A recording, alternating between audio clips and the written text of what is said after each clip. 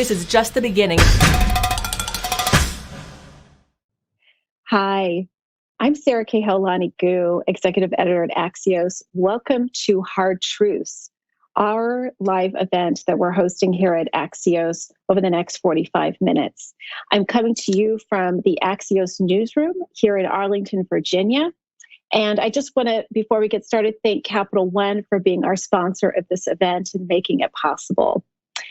We're joining you on many platforms right now. You're joining us on Facebook, on Twitter. You can live stream us on Axios.com. And I hope you can follow along with the conversation on Twitter with the hashtag Axios Events and at Axios. So over the next 45 minutes, I'm going to be joined by my colleagues, Erica Pandy and Courtney Brown, and we're going to unpack hard truths. This is our year-long effort to look at the unequal opportunities that exist in our systems and our institutions across America. And today we're going to talk about what that looks like in education. We're dedicated to covering this as a year-long series, and we're really grateful for our guests today who've joined us to kind of unpack parts of this conversation on education. Our first guest I'm excited to introduce is the president of the National Education Association. It's an organization that represents 3 million educators in public schools and public service employees. Becky Pringle is joining me now. Thank you, Becky, for being with us today. It's good to be with you, Sarah. I want to ask you, your organization supported Joe Biden and Kamala Harris for the presidential ticket.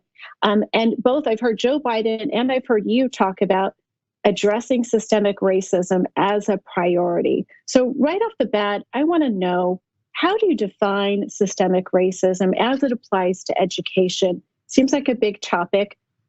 What kind of change do you want to see, and what do you mean? What do you really exactly want to tackle? Sarah, let me begin by applauding the work that Axios is doing to take on this very difficult and complex topic of systemic and structural racism as a year-long effort to understand all of the systems that are impacted by our long history in America with systemic racism. So I thank you on behalf of the educators of America. And at NEA, we actually made a decision to address institutional racism in education, in our organization, 5 years ago, when the delegates to our national convention voted that we would allocate resources, our time, money, people, to really tackle this issue. For us, it was about bringing about racial justice for all of our students. So we're talking about tearing down those systems that in any way result in unfair treatment, access to opportunities, resources for students based on race.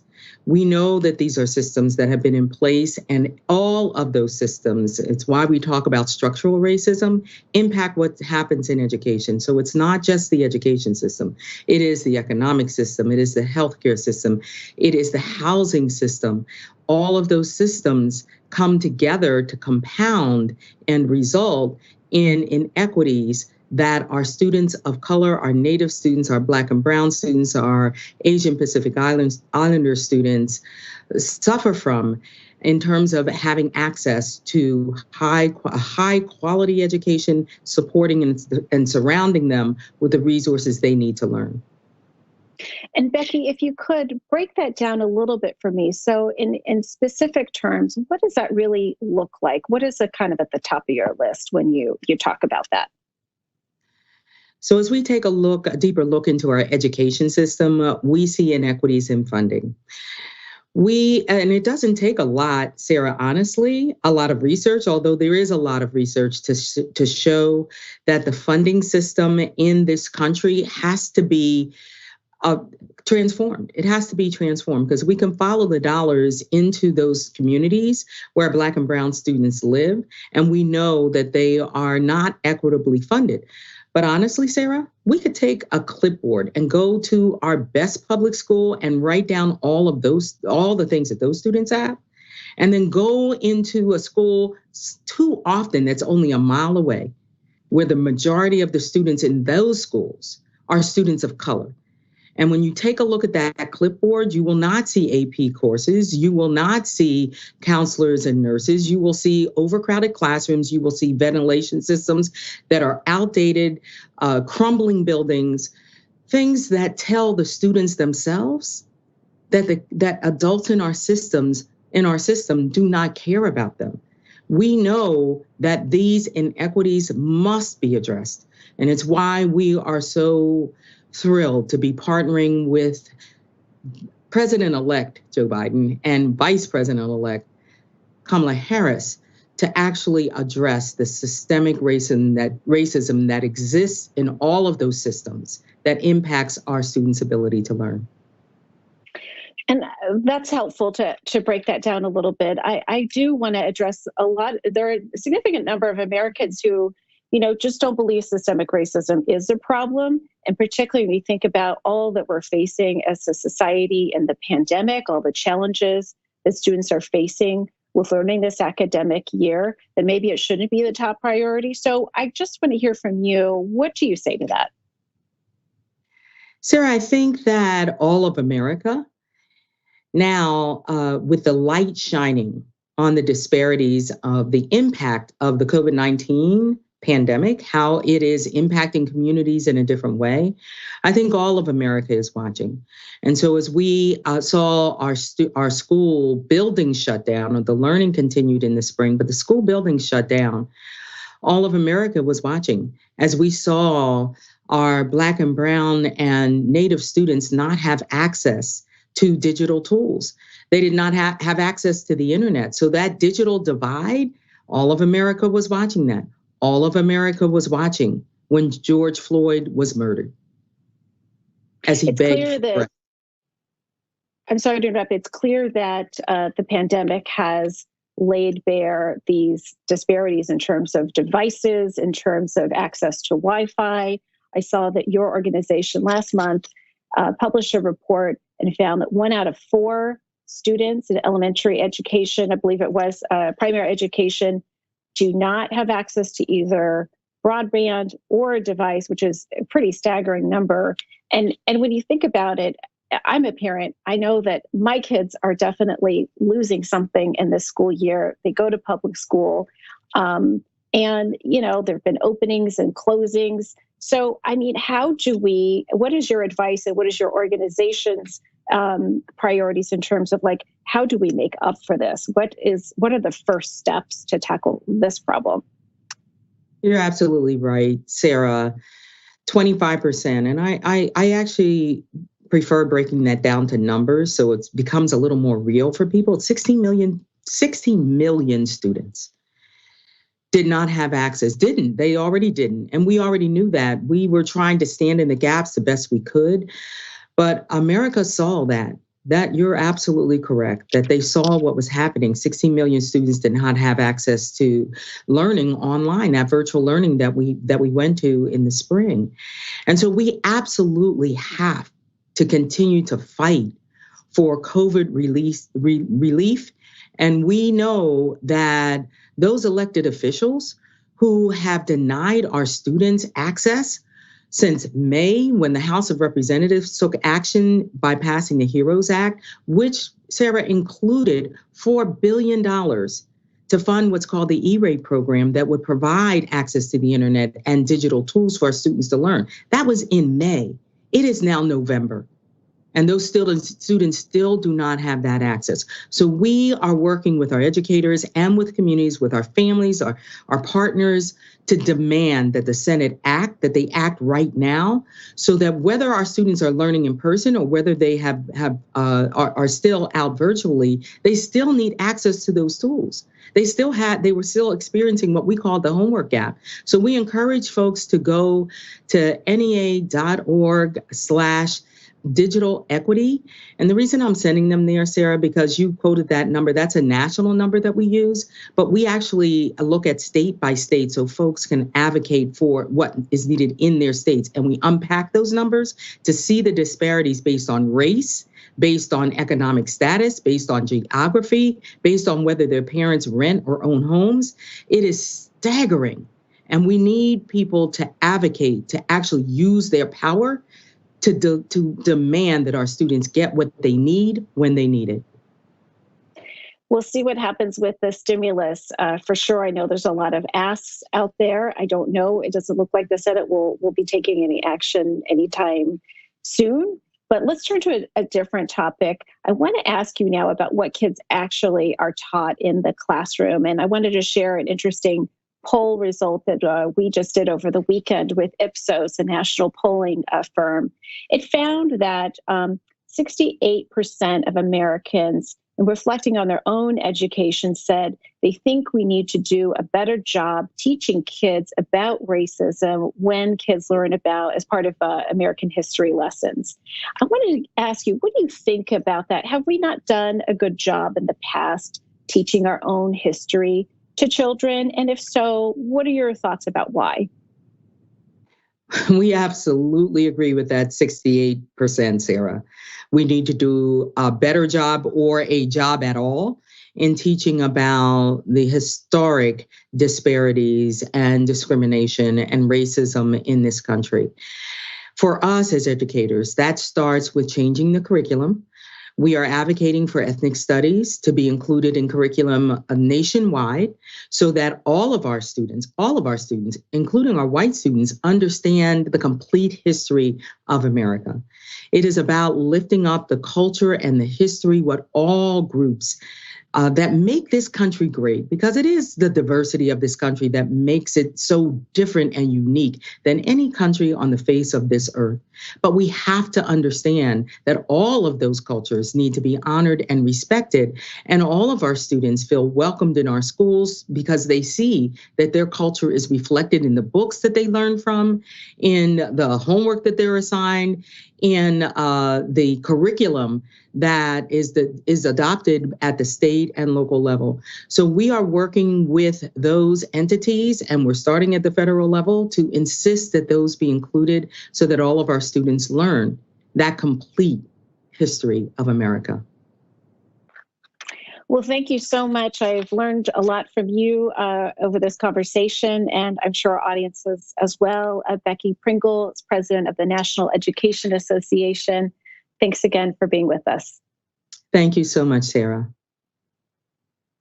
And next, we're going to turn to my colleague, Erica Pandy. Erica? Thank you, Sarah. I'm Erica Pandy, a business reporter at Axios. And my next guest is Rebecca Sibilia, who's the former CEO of EdBuild and an expert on school funding. She's joining me today from Jersey City, New Jersey. Thanks, Rebecca. It's great to be here, Erica. Thanks for having me. So, Rebecca, the stark inequity in public school funding is undeniably one of the hard truths about education in this country. Just a stat to frame our discussion, there's a $23 billion funding gap between districts that have predominantly white students and districts that have predominantly students of color. You know, you saw this up close, this kind of the broken system of school funding when you worked in the system. Could you talk to me a little bit about that, what you saw and kind of where that led you? Sure. So I was the chief financial officer for the Office of the State Superintendent in Washington, D.C. And really kind of got a firsthand look at how very kind of segregated and monolithic the way that we fund schools is. What I realized from that point is that one, our system of funding is just inherently unfair. And two, it's very difficult for folks to feel like they can embrace this very difficult and complicated issue of school funding. And so what I decided is that it was probably time to launch an organization and talk about this issue in a relatable way so that folks could understand it and put it in perspective. So just going back to the blunt basics here, why does funding matter? What are the aspects of a child's school day that are affected by how much money is spent per student. Yeah, so I mean, money underpins everything, right? And particularly when there are gross inequities in the system, it's going to drive gross inequities in terms of the education of children. And so when you think about what 20 or 25% less means in a world where students are funded at, let's say, $10,000 each, that's $2,000 a student, right? That could, in a classroom, buy a whole new teacher. You could be doubling up teachers in some of the most underfunded school systems in America. Teacher salaries are driven by the amount of money that school districts are getting. Supplies and materials in the classroom are driven by this. The way that we're actually delivering education in terms of our education model is driven by how much money school districts have. And most importantly, I think for our times right now, the upkeep and modernization of facilities is very important. And talk to me a little bit about what's broken about the system by which we fund schools. I mean, you can have a child born in one part of the country and then another child born 7 blocks away, and they can have completely different experiences. A huge example that we cite is the Metro Detroit area and its surrounding suburbs, which have great schools, while in the city of Detroit, they're really, really struggling. How do we fund schools, and why is that not ideal? Yeah, so we fund schools based on property taxes first. And so the root of school funding comes from basically the wealth of your community. And so the smaller those lines are drawn, the less money you have if you're living in a low wealth community. And so the idea here is that, and I'm glad that you brought up Detroit, because in the 1970s, there was a really important court case called Milliken v. Bradley. And basically what that court case determined is that if there's a school district line that's drawn anywhere for any reason, the federal government doesn't have the ability to desegregate across those lines. That court case came directly from Detroit and the Detroit suburbs. And it's had a lasting impact, both on the ability to integrate, but more importantly, the ability to share money across school districts. And so that school district line becomes incredibly important in determining which students go to which schools and how well resourced they are. And so because we fund schools primarily based on property taxes, the state tries to equalize for differences in the fundamental wealth of communities, but they just can't keep up. And so it's the growing wealth inequality in terms of housing and communities that is driving a growing inequality in school funding. So property taxes, though, are a pretty stable form of revenue for the state, right? So why is it? I mean, is that the problem? Is it that is it the source of the funding, or is it something else entirely? No, I mean, the property taxes are actually very stable, as you mentioned, a very stable way to fund schools. And it makes sense to tie one of our most important services that the public provides to the most stable source of revenue. And so, in no case have we ever said that property taxes are a bad way to fund schools. The problem is that they're locally raised and locally governed. And that is dictated by the school district line. So the smaller that school district line becomes, the more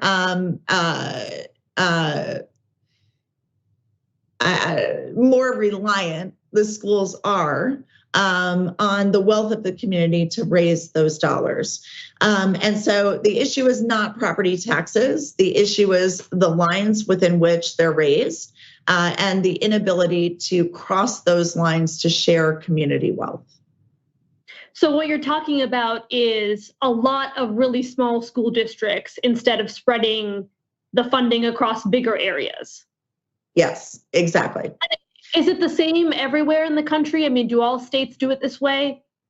No, in fact, one of the repeating trends that we saw in our work at EdBuild was that Southern states had less cross-district inequality than Northern and Rust Belt states did.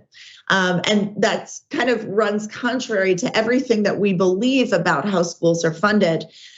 What we came to find is that Southern states draw their school district lines around bigger municipalities.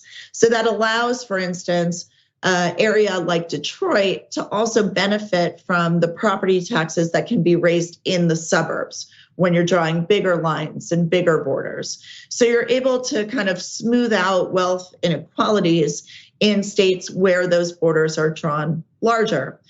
And so what we did is we actually projected that out to what would happen if we drew bigger borders across the entire country. And what we found is that if we get rid of these kind of micro districts that we're running in a lot of states, we could actually drive more money to 69% of all kids in America.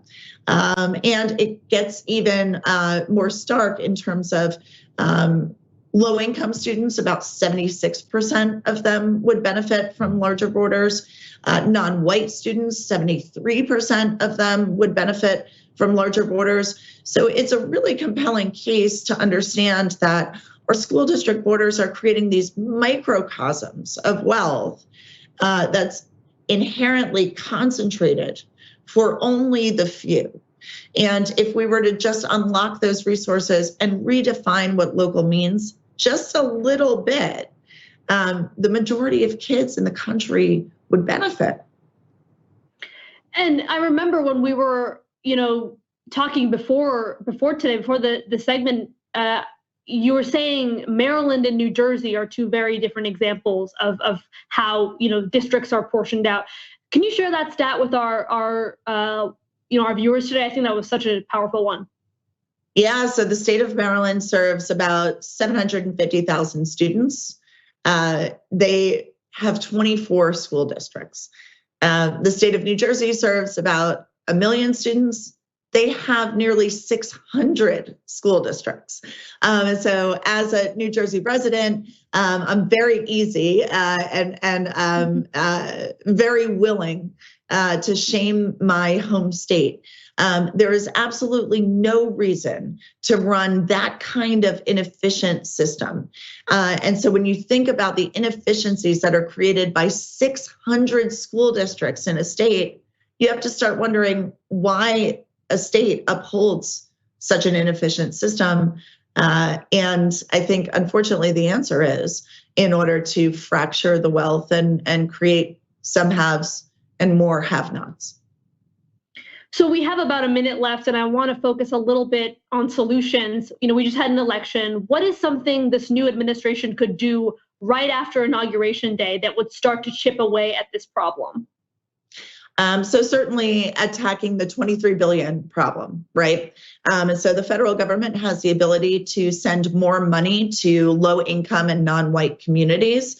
By double or tripling Title I, you can start to really close that $23 billion gap. So that's the first step. And really attaching conditions to this. So making sure that states are putting in place a funding system that's going to benefit the kids who need that money the most as a condition of receiving those dollars. Thanks so much, Rebecca. You're a wealth of knowledge. Thanks for joining us today. It was great to be here. Now I'll turn it over to my colleague, Kristen Burkhalter, for a View from the Top segment with Dr. Michael Sorrell, president of Paul Quinn College. Thank you, Erica. I'm now honored to be joined by Dr. Michael Sorrell, the longest standing president from Paul Quinn College, a historically Black Methodist college based in Dallas, Texas. Dr. Sorrell, thank you for joining Axios. No, it's a pleasure to be here, Kristen. Thank you. So I wanted to start by reading a fairly stark stat that I discovered this morning from Georgetown University. Even when Black students from poor families start kindergarten with above median test scores, 63% test below the median by the time they are in 8th grade. This is compared to 36% for Latino students, 39% for white students, and 18% for Asian students. This statistic doesn't speak directly to the struggle students of color are having in college, which is something that you and I are going to dive into in a moment, but it does indicate a deterioration of academic potential almost from the first day of class for these students, and tells me what you're doing at Paul Quinn College is extremely important. So I have a couple of questions for you, but let's start by having you dive in for our audience and tell us how the pandemic has affected your students and your mission at the college, and how you've adapted to ensure that you are supporting students, especially those from lower socioeconomic backgrounds. Sure. Well, the first thing is, let me say this to add some perspective to those data points. What poverty does, poverty robs you of the ability to do simple things simply. And with each day that life is more difficult for you, with each day that you have hurdles that are more challenging to overcome, you fall further behind.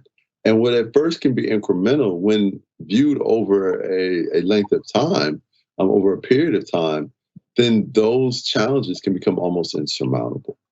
And so for us, what we decided to do at Paul Quinn College was to dedicate ourselves to the eradication of intergenerational poverty. That, we understand what poverty can do to everyone who is traumatized by it. And you are traumatized by scarcity. The idea that your lights might not work, or you don't have access to food or shelter or any of the things that you need, that is traumatic. And so what we try and do is serve as folks that stand in the gap for our students. So during the pandemic, we realized that we needed to send students home, but that if they went home, we were going to have to continue to stand in the gap. So we sent them laptops. We sent them Wi-Fi connections. We already were an institution that didn't charge for books or didn't use textbooks. So that wasn't going to be an issue. But we worked really hard to still be present for our students in a way that communicated love and consistency. And as I prepared for this conversation, I came across an innovative program called the PQCX program. Can you explain for our viewers what that is and what it means for higher education? Sure. PQCX is a reimagining of adult education. It's saying what people need are easier on and off ramps into higher education. We always like to talk about, I'm the product of liberal arts colleges, right? And in liberal arts colleges, we talk about people being lifelong learners. I think it's great to be a lifelong learner. I think it's better to be a lifelong earner. And so we have to find ways to allow people to freshen up their skills, because life is changing at rapid pace now. And the idea that what you study when you're 20, 21, 22 years old is going to be with you for the rest of your life and you won't need to make any adjustments, it's just not realistic. So this program acknowledges a couple of things. One, you're going to need to be a student all of your life. Two, you're going to need to be able to freshen up your skills, become reskilled without having to go into significant debt to do so. Number three, you don't have 10 years to spend going through school again to become reskilled. You need it to be inexpensive, you need to be relevant, and you need it to be fast. Our PQCX program accomplishes all of that. You come in, you pick up credentials after a 3-month course or a 6-month course. The 3-month course is $1,500. The 6-month course is $3,000, which means you can spend $500 a month and improve your economic outcomes significantly. That's what we think being attentive to the needs of the marketplace looks like. You touched on this briefly, but talk to me a little bit more about why it is so important to remember those that are currently in the workforce as you are developing educational initiatives and as you're thinking about achievement gaps. Sure. Well, because we're preparing students for work. We're preparing them to be gainfully employed for extended periods of time and to be able to access even better income opportunities. So for us, we think it's essential that you include the feedback from the partners, from the places where you are sending the students, so that you give your students the greatest opportunities of success. We just don't understand how there would be any other way than to engage the people in the places where you are sending your students. And I'm assuming there is definitely some method to all of your innovations. Tell me a bit more about the public-private partnerships that have helped advance this work. Sure. So 85% of our students are Pell Grant students, Pell Grant recipients, which mean that they come from the lowest socioeconomic stratas in this country. If you do that, you don't have the relationship capital necessary to obtain your own internships and your own preparation for success opportunities. So what we've done is we've gone out and we've stood in the gap, brought those in, and given the students opportunities. We are blessed to have some extraordinary partners. One of the partners that we enjoy working with the most is Capital One. And, really how that partnership came about is instructive as to really our mindset on these. We were introduced to them by the mayor of Plano, who is extraordinary in his own right. And, we were able to identify some of our common areas of interest. They sponsored a hackathon with some of our students last year. We are an institution that places a premium on our students' ability to problem solve. And, Capital One's a place that respects problem solvers. And what advice would you give right now to students who are facing another semester amidst a pandemic, or maybe to students who are applying to colleges right now? Yeah, my advice is simple. Hold on. This isn't going to last forever. This is a short, relatively speaking, it's horrible now. But in the grand scheme of your life, this is going to be a short period. It's an impactful one. It's one that's going to that's going to stay with you for quite some time. But my mother used to always tell me, she'd say, son, it's always darkest before the dawn. All right. And I've always tried to remember that. And I hope the students will remember that. That's great advice for the students. One more quick question before I let you go. In 2018, Fortune magazine said you were one of the 50 greatest leaders in the world. Our audience loves to learn about and hear about leadership. What advice do you give leaders at this time, during these difficult times, and in this new environment? My advice would be really simple. Lead from a place of love. All right. I don't think people should lead folks that they cannot and do not love, because when you do lead people that you don't have that type of affinity for, it can lead you to becoming selfish and making self-serving decisions. We need to start from a place where we are concerned for the people that we lead, where we want their well-being to be that which drives us. Spend time. And the only way you can do that is you spend time getting to know the people that you're leading. So take the time to learn about the people you lead so that you have the capacity to lead from a place of love. And when you do that, it'll make an enormous difference in both your life and the lives of the people you're leading. Thank you for that. I am honored to have spoken to you today and excited to continue to watch you in your journey and also to see what Paul Quinn College will do next. So thank you for joining me today, Dr. Sorrell. Have a wonderful life. You too. Bye-bye. And now I pass it back over to my colleague, Courtney Brown.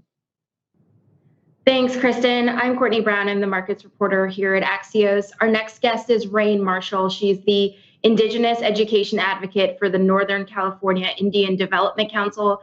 She's joining us from Arcata, California.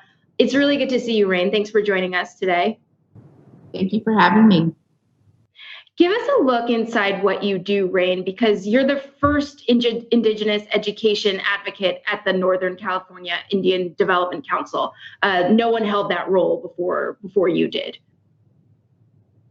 Okay, so NCIDC has been around since 1976. It's 44 years old, and part of its mission is to address youth services and education for Native American students. But due to recent lawsuits and complaints with the Office for Civil Rights, U.S. Department of Education against local schools, there was a need to create this position in order to alleviate some of the harms done to Native American students in the public school system. Yeah. Humboldt County, where you live, is home to nearly 20 times more Indigenous students than the statewide average. And I read a recent ACLU report about your county, and it found that Indigenous students in Humboldt County were more likely to experience worse life outcomes because of the lack of adequate school resources. So what are the resources that Indigenous students are lacking in Humboldt County and all over the country? Well, first of all, we have to address systemic racism. The climate in California and the recent brutal history against Indigenous tribes, there's over 110 tribes in California, and that history is fairly recent.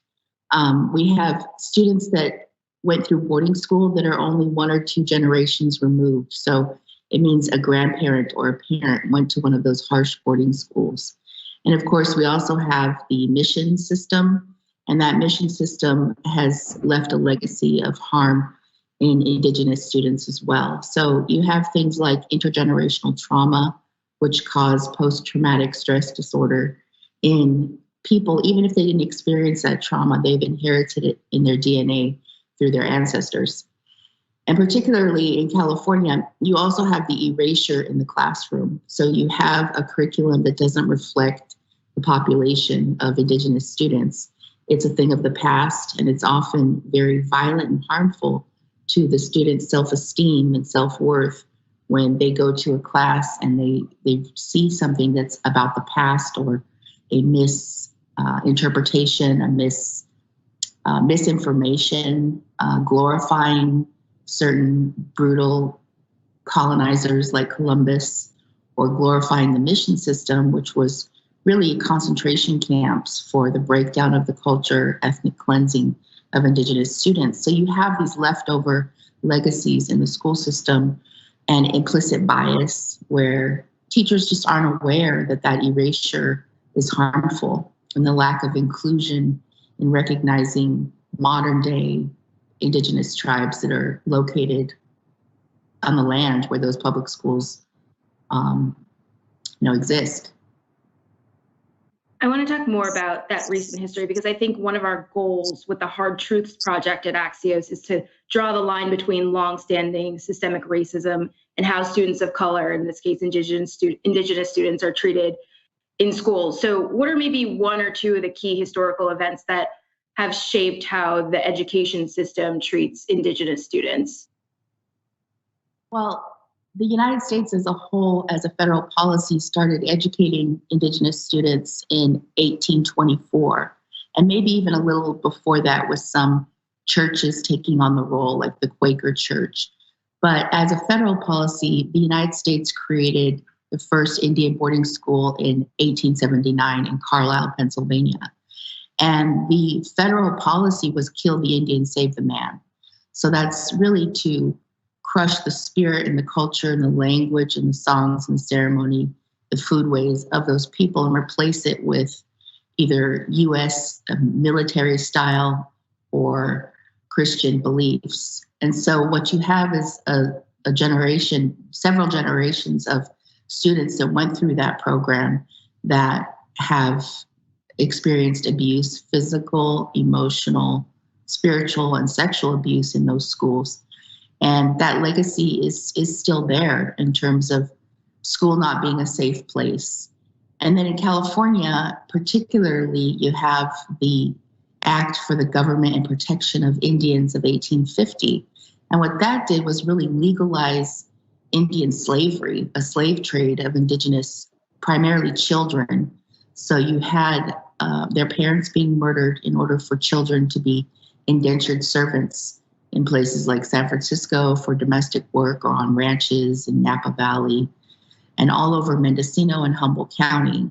And you also have massacres. You have civilian militias that went out and murdered whole villages of indigenous tribes. And some are just clinging on to a few members that still exist. I mean, it was almost complete genocide in parts of Humboldt County. And so you have to address that. That's a truth that's not told in the curriculum. And I think for students to feel a sense of inclusion, that truth needs to be told.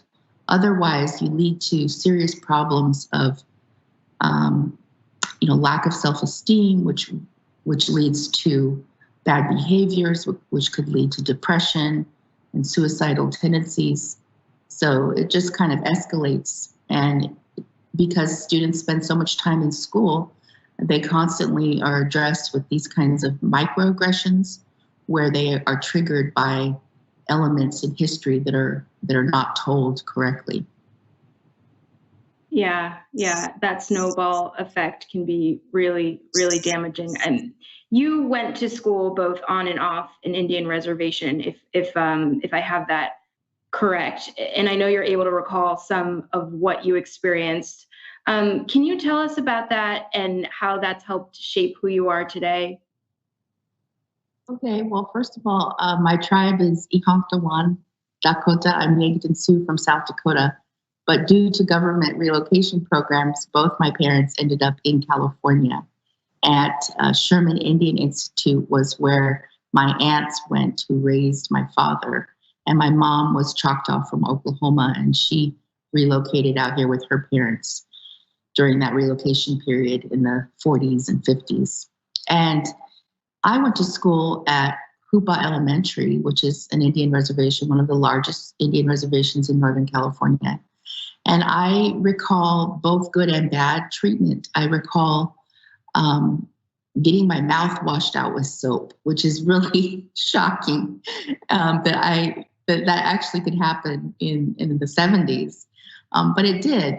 And I don't even recall what I did wrong, but I know that was a leftover legacy from the boarding school, because there is a boarding school that people went to in Hupa. But I also remember culture. I remember learning language. I remember studying basketry art. And so that has stuck with me as a positive aspect. But I also went to public school systems in California, and beginning in first grade off the reservation. And that really created a constant hostility I felt towards the school system. I always felt like I had to stand up for who I was and my identity, and justifying that I still existed, and challenging narratives. Luckily, my mom was a teacher, so she had ingrained that in me about my true history of what was done to Indigenous people in this country. And then my father they were both kind of activists in the 70s with the American Indian movement. So we know that inadequate resources at schools for Indigenous students leads to worse outcomes for them compared to other students of other races and ethnicities. So what type of solutions are being talked about at either the state level or federal level even, since I know schools on reservations are primarily funded by the federal government? Well, I would encourage all your listeners and viewers to go to the ACLU of Northern California website /Humboldt, and that will give you the report. It's about a 26-page report that details the disparities that we're talking about in academics in preparation for CSU and UC systems in California. Native students are just funneled through the system and not provided college prep tracks. And then there's a disparate discipline problem where harsher discipline is inflicted upon Native American students, and also Black, Indigenous, people of color students as well. But I would say the solutions in that report lead to curriculum development. So luckily in California, the Instructional Quality Commission is already working on a K through 12 Native American curriculum with Indigenous consultants, with tribal representatives, with PhDs, Native American PhDs that have developed curriculum. And so hopefully that will be available soon.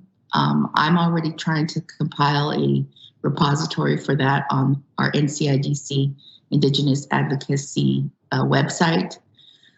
So curriculum is a key issue, but also we're meeting with superintendents and we're asking for memorandums of understanding for their teachers to go through professional development trainings on intergenerational trauma, trauma-informed practices, resiliency, restorative justice, traditional Indigenous techniques for conflict resolution, and really just expanding worldviews so that teachers have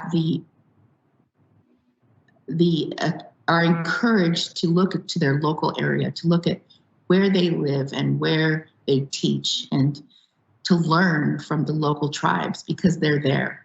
Everywhere in California where there's a public school, there's a tribe. And so the resources are there. We're just trying to get them all in one spot so that teachers have access to that. And also to bring in speakers, Zoom webinars from the local cultural knowledge bearers on where those schools are located.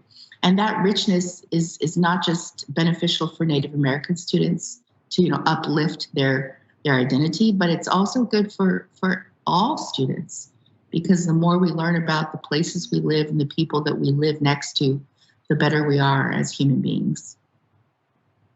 Yeah.